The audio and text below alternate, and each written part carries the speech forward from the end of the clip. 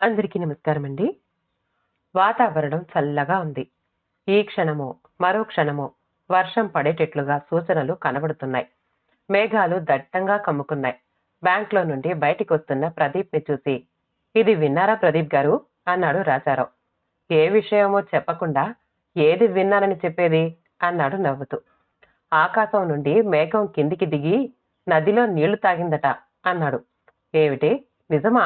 అన్నాడు సంభ్రమంగా. "అవునండి. ఇప్పుడే టీవీ ఛానల్‌లో చూసి వస్తున్నాను. భద్రాచలం దగ్గర జరిగితే ఒకతను తన మొబైల్‌లో ఆ దృశ్యం బంధించాడట. మొత్తానికి ప్రపంచ అద్భుతాల్లో ఒక్కటయింది. ఏదైనా ఇలాంటి ఘటన జరగటం కలియుగాంతానికే" అన్నాడు. "సరిగ్గా చెప్పారు. ఖచ్చితంగా బ్రహ్మంగారి కాలజ్ఞానం ప్రకారమే జరుగుతోంది. కాకపోతే మేఘం ఏమిటి? నీళ్లు తాగటం ఏమిటి? దీనికి హేతువాదులు ఏం సమాధానం చెప్తారో చూడాలి. వాళ్ళేం చెప్తారు? ఏ సైన్స్ వల్లో జరుగుంటుందని, లేకపోతే ఆకాశం నేలని తాకటం ఏంటి అని తేల్చి పారేస్తారు. లేదా ఏదో జరిగితే ఆ వ్యక్తి అలా భ్రమపడి ఇదేదో వింత అనుకుని ఉండొచ్చు అంటారు. ఏది ఏమైనా కాలంలోనూ మనుషుల ప్రవర్తనలోనూ ఎన్నో మార్పులొస్తున్నాయి. ఒకప్పుడు మనిషిలో దయాగుణం, నిస్వార్థం ఉండేవి. ఇప్పటి మనుషుల్లో మంచితనం, మానవత్వం నిండాయి. ఎంతసేపు నిలబడటం మానేసి ఉదయం లేచిన దగ్గర నుంచి రాత్రి పడుకోబోయే వరకు పరుగులు పెడుతున్నాడు. డబ్బే జీవితం అనుకుంటున్నాడు. డబ్బు ఉంటే అన్నింటినీ కొనవచ్చు అనే భ్రమలో బ్రతుకుతున్నాడు. అందుకోసమే బ్రతుకుతున్నాడు. తరతరాలకి సరిపడా సంపాదిస్తున్నా తృప్తి మాత్రం ఉండటం లేదు. తమ పిల్లలకి, వాళ్ళ పిల్లలకి నోట్లు సంపాదించి పెడుతున్నానని అనుకుంటున్నాడు. కానీ తన ఇంటి నుండి సోమరులని తయారు చేస్తున్నానని ఆలోచించలేకపోతున్నాడు. అందువలనే కదా ఉమ్మడి కుటుంబాలు విచ్ఛిన్నమయ్యాయి. ప్రేమానురాగాలు అంతరించిపోయాయి. మనుషుల్లో వచ్చిన ఈ డబ్బు జబ్బు వలన ఎన్నింటిని దూరం చేసుకుంటున్నారో తెలియదు. ఉదయం నుండి రాత్రి దాకా డబ్బు యావ పట్టుకున్న మనిషికి తమ పిల్లలు ఎలా తయారవుతున్నారో తెలుసుకోవటం లేదు. పిల్లల్లో క్రమశిక్షణ లోపించింది. హై స్కూల్ నుండి కాలేజీకి రాగానే బళ్ళు కొనివ్వడం, సెల్ ఫోన్ సంస్కృతి నేర్పటం, పిల్లల గురించి పట్టించుకోకపోవడం, అసలు వాళ్ళు వెళ్లే దారి ఏదో కూడా తెలుసుకోలేనంత బిజీగా జీవితాన్ని గడుపుతున్నారు. ఏ పూట పిల్లలతో కలిసి భోంచేయరు. పిల్లలతో ప్రేమానురాగాల్ని పంచుకోలేరు. అందువల్లనే వృద్ధాశ్రమాలు కూడా గల్లీ గల్లీకి ఉన్నాయి. ఇంకా వస్తున్నాయి. అందుకే ఉమ్మడి కుటుంబాల్లో ఉండే సరదాలు, ముచ్చట్లు ఇద్దరున్న ఇంట్లో ఎలా ఉంటాయి? అందులో ఇద్దరు ఉద్యోగస్తులే అయితే ఇంటికి తాళం కప్ప వేలాడుతూ ఉంటుంది. దొంగతనాలు కూడా తేలిగ్గా జరిగేది ఇందుకే. అపార్ట్మెంట్ లాంటి విష సంస్కృతి వచ్చాక మరీ పెరిగిపోయాయి. పక్క ఫ్లాట్లో జరిగేది యువతల ఫ్లాట్‌కి తెలియదు. ఇక్కడ జరిగేది అక్కడ తెలియదు. అంత కలికాలం. చినుకులు కూడా మొదలయ్యాయి. వర్షం పెద్దదవ్వక ముందే ఇంటికి చేరడం మంచిది అన్నాడు ప్రదీప్. "ఈ రోజు మీరు బైక్ తేలేదనుకుంటా. రండి డ్రాప్ చేస్తాను" అన్నాడు. "చిన్న రిపేర్ వస్తే మెకానిక్ షాప్‌లో ఇచ్చాను. వస్తువు మెకానిక్ షాప్‌లో ఇచ్చాను. ఇక్కడికి దగ్గరే. మీరు పదండి. నేను షాప్‌కి వెళ్ళి వస్తాను" అన్నాడు. రాజారావు బైక్ స్టార్ట్ చేసుకుని వెళ్ళిపోయాడు. ప్రదీప్ ఏదో ఆలోచిస్తూ ముందుకు అడుగులు వేస్తున్నాడు. కాలింగ్ బెల్ మోతకి తలుపు తీసింది వాసంతి. "ఏమిటండి అలా తడిసిపోయారు? అయినా ఇంత ఆలస్యం అయ్యిందే? ఏం రాచకార్యాలు వెలగబెడుతున్నారు?" అంది నవ్వుతూ. "రాచకార్యాలు వెలగబెట్టడానికి నేనేమన్నా మహారాజునా, మంత్రినా? ఆఫ్టర్ ఆల్ ఓ చిరుద్యోగిని. అయినా వాన వస్తే తడవకుండా ఉండడానికి నేనేమన్నా మాంత్రికుడినా?" అన్నాడు. "ఏమో, ఎవరు చెప్పగలరు? ఏదైనా చేయగల సమర్థులు మీరు. మంత్రైనా, మాంత్రికుడైనా ఆశ్చర్యపడాల్సింది ఏమీ లేదు" అంది లోపలికి వెళుతూ. "నువ్వలా అడుగులో అడుగు వేస్తూ నడుస్తూ ఉంటే ఎలా ఉన్నావో తెలుసా?" "ఎలా ఉన్నాను?" అంది. "శాపవశాత్తు దేవలోకం నుండి భువికి దిగిన అప్సరసలా ఉన్నావు" అన్నాడు. "పాతికేళ్లుగా మీరు అంటూనే ఉన్నారు, నేను వింటూనే ఉన్నాను. అయినా ఈ వయసులో కూడా ఇంకా ఏమిటండి ఈ సరసాలు? సిగ్గు లేకపోతే సరి" అంది చిరుకోపంగా. "అంటే ఏమిటో నీ ఉద్దేశం? 50లో పడినంత మాత్రాన వయసైపోయినట్లేనా? అసలు నీకో విషయం తెలుసా? జీవితంలో అసలైన శృంగారం ఇక్కడి నుండే మొదలవుతుంది" అన్నాడు. "చాల్లేండి, ఎవరన్నా వింటే నవ్విపోతారు. కాస్త గుర్రాన్ని కట్టేయండి, కాఫీ తెస్తాను" అని కిచెన్లోకి వెళ్ళింది. "అబ్బా, ఇలాంటి సమయంలో కాఫీ ఎందుకోయ్? నీ అధరామృతం ఉండగా." "ఇంకా ఆపండి మహానుభావా, ఇది పడగ్గది కాదు, వంటగది. ఈ గదిలో ఇలాంటివి నిషిద్ధం. అసలు వంటగదిలోనే సరసాలు బాగుంటాయి" అంటూ కౌగిలించుకోబోయాడు. 2 అడుగులు వెనక్కి వేసి, "ఆపండి మహానుభావా, ముందు ఫ్రెష్‌గా స్నానం చేసిరండి, చేద్దాం, నాకు బాగా ఆకలిగా ఉంది అంది. ప్రదీప్ నవ్వుకుంటూ స్నానాల గదికి వెళ్ళాడు. భోజనాలయ్యాక, ఏవండి, దీపావళి పండగ వస్తోంది. వస్తే ఏమిటి, అయినా పండుగలు వస్తూ ఉంటాయి పోతూ ఉంటాయి. దాని గురించి ఇప్పటి నుండే ఆలోచన దేనికి అన్నాడు. పండగలప్పుడే కదండి ఏ సరదాలైనా సంతోషాలైనా. రొటీన్ జీవితంలో కాస్త ఈ పండగ రోజుల్లోనే మనసు ప్రశాంతంగా ఉంటుంది. పిల్లలు మనవళ్ళు మనవరాళ్లతో సరదాగా గడపడానికి వీలు కుదురుతుంది అంది. నువ్వు చెప్పింది నిజమే వసు, కానీ కాలం వెనకట్లా లేదు. ఎన్నో మార్పులొచ్చాయి. దానికి అనుగుణంగానే మనుషుల మనస్తత్వంలో కూడా మార్పు వచ్చింది. మన పెద్దవాళ్ళు అంటూ ఉండేవారు, అడ్డాల నాడు బిడ్డలు కానీ గడ్డాలొచ్చాకనా అని. అదేదో వాళ్ళ చాదస్తమని కొట్టిపారేశాం. ఏదైనా తన దాకా వస్తే కానీ తెలియదు అంటారు. మనం 25 నాడు పుట్టిన ఊరుని, జన్మనిచ్చిన తల్లిదండ్రుల్ని వదిలి వచ్చేశాం. ఉద్యోగ నిమిత్తమే అనుకో, కానీ తల్లిదండ్రుల్ని చూడడానికి ఈ 25 వెళ్ళింది వేళ్ల మీద లెక్క పెట్టొచ్చు. మనం మన పెద్దవాళ్లను ఎలా చూశామో మన మనసులకు తెలుసు. కానీ వాళ్ళు ఏనాడు నిన్ను కాని నన్ను కాని ఒక్క మాట అనలేదు. పైగా మా అమ్మ మనల్నే వెనకేసుకొచ్చింది. ఏదో పిల్లలు, వాళ్ళకి ఎన్నో పనులుంటాయి, అందువలన రాలేకపోయి ఉంటారని. నిజానికి అంత బిజీ పనులు మనకి లేవు, కేవలం అశ్రద్ధ. అదే నువ్వు నీ పుట్టింటికి ఎన్నిసార్లు వెళ్ళావో గుర్తుకు తెచ్చుకో. నీకు నీ వాళ్ళు కావాలి కానీ నా వాళ్ళు అక్కర్లేదు. దాని గురించి నిన్ను ఏనాడు ఒక్క మాట కూడా అనలేదు. కానీ ఇప్పుడు నీ పిల్లలు నిన్ను చూడ్డానికి రావటం లేదని బాధపడటం ఎంతవరకు సబబు? అందులో వాళ్ళేమన్నా దరిదాపుల్లో ఉన్నారా? రాష్ట్రం కాని రాష్ట్రంలో, దేశం కాని దేశంలో ఉన్నారు అన్నాడు. ఆ, అలా ఉన్నంత మాత్రాన రక్త సంబంధం తెగిపోతుందా అంది. అలా ఎందుకంటాను? జీవితంలో ఒడిదుడుకులు సహజం. నువ్వు ఆనాడు గొప్పలకు పోయావు. నా కొడుకు అమెరికాలో ఉండాలి, నా కూతురికి మంచి డబ్బున్నవాడు మొగుడుగా రావాలి అని కోరుకున్నావు. భగవంతుడు నీ మొర ఆలోచించి నీ కోరిక తీర్చాడు.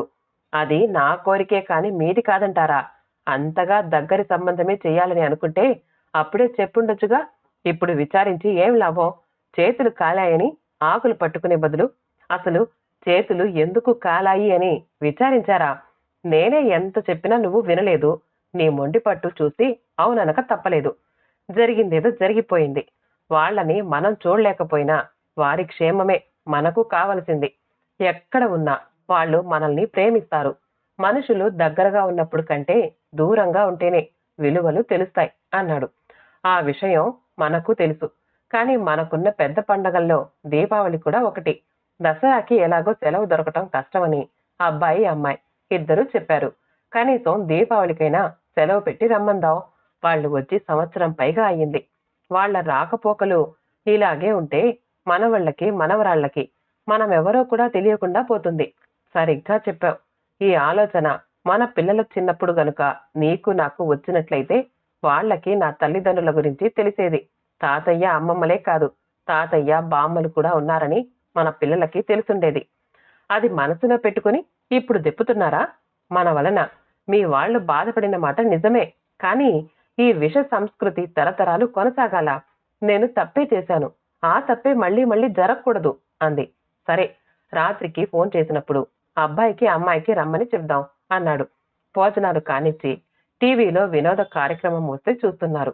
10 గంటలు దాటాక సెల్ ఫోన్ రింగ్ అయింది. అదిగో అబ్బాయో అమ్మాయో చేసినట్లున్నారు. నువ్వు మాట్లాడు వస్తూ అన్నాడు టీవీ సౌండ్ తగ్గించి. Vasanthi cell phone button press చేసి హలో అంది. హలో, నేను రమ్యని మాట్లాడుతున్నాను అంది. ఎలా ఉన్నావు రమ్య? బాగున్నావా? అల్లుడు గారు పిల్లలు కులాసాగా ఉన్నారా అంది. అందరం బాగానే ఉన్నాం మమ్మీ. నువ్వు డాడీ ఎలా ఉన్నారు అంది. బాగానే ఉన్నాం. దీపావళి పండుగ వస్తోంది కదా. నువ్వు అల్లుడు గారు పిల్లలు ఎప్పుడొస్తున్నారు? 10 రోజులు సెలవు పెట్టి బయలుదేరి రండి అంది. అమ్మో, 10 రోజుల సెలవు దొరకడం కష్టం మమ్మీ. ఇద్దరికీ ఆఫీస్లో పని ఎక్కువగా ఉంది. అయినా ఇంకా పండగలంటూ ఆర్భాటాలు ఎందుకు? వచ్చే జీతాలు పెరుగుతున్న ధరలతో ఇంటి ఖర్చులకే చాలటం లేదు. అందరం బయలుదేరి రావాలంటే రాను పోను ఛార్జీలు, పై ఖర్చులు తడిసి మోపెడవుతాయి. నలుగురు అక్కడికొచ్చి 10 రోజులుండాలంటే నీకెంత ఖర్చవుతుందో ఒక్కసారి ఆలోచించు మమ్మీ. మధ్యతరగతి జీవితాలకు పండగ ఖర్చంటే దండగ ఖర్చే కదా అంది. అలాగంటే ఎలా రమ్య? ధరలు పెరుగుతున్నాయని సరదాలు, సంతోషాలు, ఆప్యాయతలు, అభిమానాలు పోగొట్టుకుంటామా? మనకున్న దాంట్లోనే చేసుకుంటాం. అయినా మీకోసం కాకపోతే మా సంపాదన ఎవరి కోసం? అందరం ఒక చోట ఉంటే కలిగే ఆనందం విడిపోయి ఉండటంలో ఉండదు గదమ్మా. చూడు మమ్మీ, ఈ కాలంలో కూడా ఇంకా సాంప్రదాయాలు పట్టుకుని వేలాడితే ఏం బాగుంటుంది? మీ రోజులు వేరు, ఇప్పటి రోజులు వేరు. కాలంతో పాటు మనం కూడా మారాల్సిందే. ఏదో పండగంటే ఒక రోజు 2 రోజుల్లో సెలవిస్తారు. కానీ 10, 15 రోజులంటే కష్టం కదా! ఆ రోజు, ఆ 2 రోజులు ప్రయాణానికే సరిపోతుంది. అదీగాక నెల రోజుల ముందు చేసుకుంటే కానీ రిజర్వేషన్ కూడా దొరకదు. అన్ని కష్టాలు పడి మేమొచ్చి చేసేదేముంది? వచ్చే సంవత్సరం ఎక్కువ సెలవులు దొరికితే అప్పుడు రావటానికి ప్రయత్నిస్తాంలే. ఈలోగా వీలు చేసుకుని డాడీ నువ్వు రండి. అలాగేనమ్మా. తల్లిదండ్రుల దగ్గరికి రావడానికి కూడా ఛార్జీలు దండగవుతాయని, సెలవులు దొరకవని కుంటి సాకులు చెప్పి తప్పించుకునే నీ తెలివిని అభినందించకుండా ఉండలేకపోతున్నాను. ఆప్యాయతలని డబ్బుతో తూకం వేస్తున్నా నిన్ను చూసి గర్వపడుతున్నాను. పండగ ఒక్కరోజన్నా మీరు సంతోషంగా గడిపే ప్రయత్నం చేయండి అంది బాధగా. బిల్లు పెరిగిపోతోంది. డాడీని అడిగానని చెప్పు. ఉంటాను మమ్మీ అని ఫోన్ డిస్కనెక్ట్ చేసింది.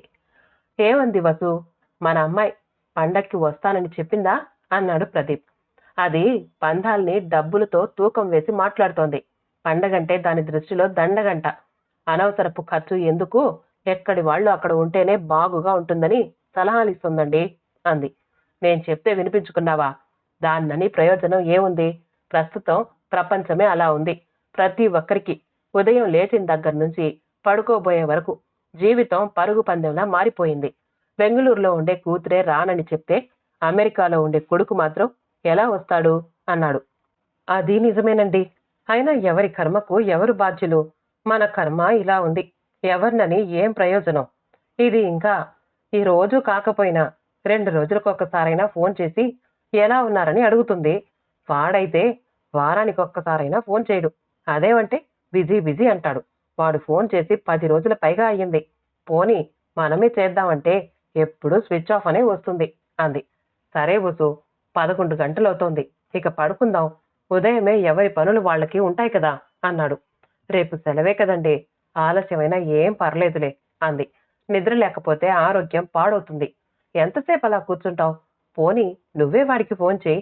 వాడేం చెప్తాడో వింటే కాస్త తృప్తిగా ఉంటుంది. వాసంతి మోహన్కి ఫోన్ చేసింది. ఫోన్ రింగ్ అవుతుంటే అమ్మయ్య అనుకుంది. అటు నుండి మోహన్. హాయ్ మమ్మీ, ఎలా ఉన్నావు అన్నాడు. నేను బాగానే ఉన్నానురా. అక్కడ నువ్వు, కోడలు, పిల్లలు ఎలా ఉన్నారు? అసలు నువ్వు ఫోన్ చేసి ఎన్నాళ్ళయ్యింది? కనీసం రోజు కాకపోయినా 2 రోజులకో 3 రోజులకో ఒక్కసారి ఫోన్ చేసి మాట్లాడొచ్చు కదా అంది. వాట్ మమ్మీ, రోజు ఫోన్ చేసి మాట్లాడడానికి విషయాలు ఏముంటాయి?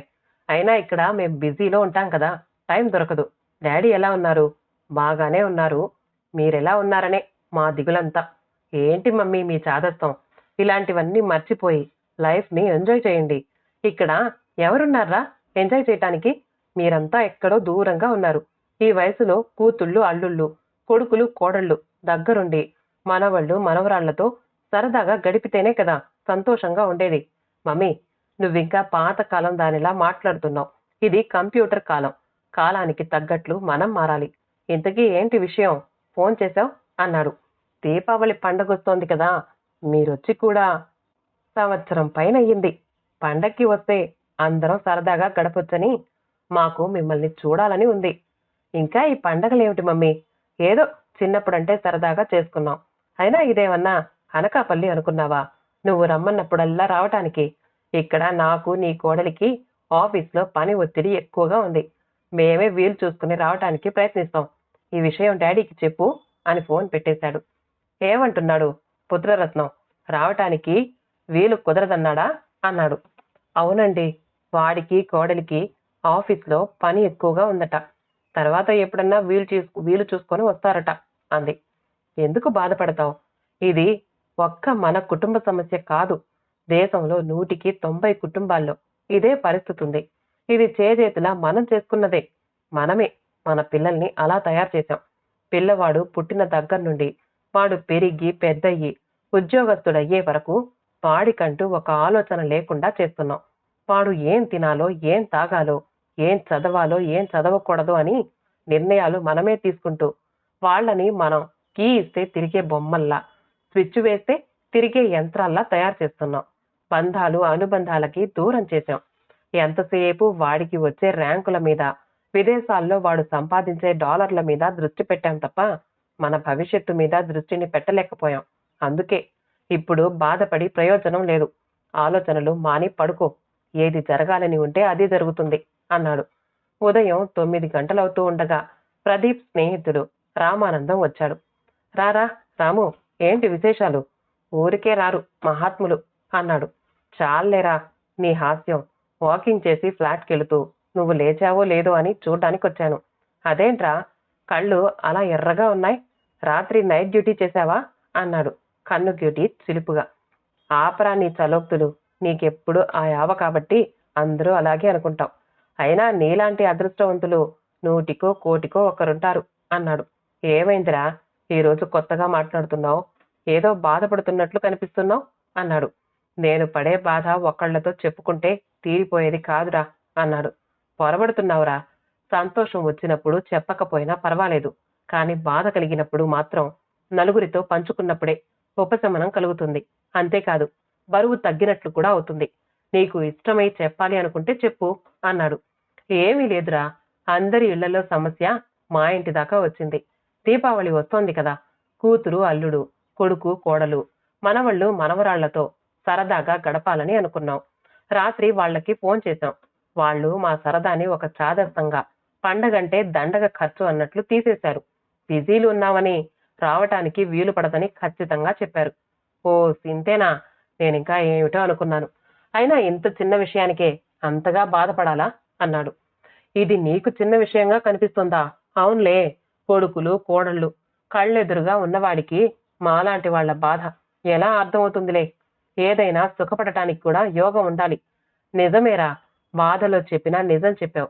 కంటికి ఎదురుగా కనిపించేది కూడా ఒక్కొక్కసారి అబద్ధం కావచ్చు. కనిపించనిది నిజం కూడా కావచ్చు. నువ్వు సుఖంగా ఉంటున్నావని నేను అనుకోవచ్చు. నేను సుఖపడుతున్నానని నువ్వు అనుకోవచ్చు. ఈ ప్రపంచంలో ప్రతి మనిషి ఒక్కటే అనుకుంటాడు, నేను తప్ప అందరూ సుఖంగా ఉంటున్నారు అని. డబ్బున్నవాడు అది లేనివాడు సుఖపడుతున్నాడని అనుకుంటాడు. లేనివాడు డబ్బున్నవాడు సుఖపడుతున్నాడు అనుకుంటాడు. పదవి లేనివాడు పదవిలో ఉన్నవాడు సుఖపడుతున్నాడు అనుకుంటే, పదవిలో ఉన్నవాడు ఈ పదవి లేకపోతే ఇన్ని తలనొప్పులు ఉండవుగా అనుకుంటాడు. ఎవడిది వాడికి సహజంగానే కనిపిస్తుంది. అన్నట్లు నీకు చెప్పటం మర్చిపోయాను. సాయంత్రం 5 గంటలకి మన కాన్ఫరెన్స్ హాల్లో మీటింగ్ ఉంది. మన సెక్రటరీ గోవిందరావు గారు అందరికీ చెప్పమన్నాడు అన్నారు. అలాగే తప్పకుండా వస్తాను అన్నాడు. అన్నయ్య గారు కాఫీ తీసుకోండి అంది వాసంతి.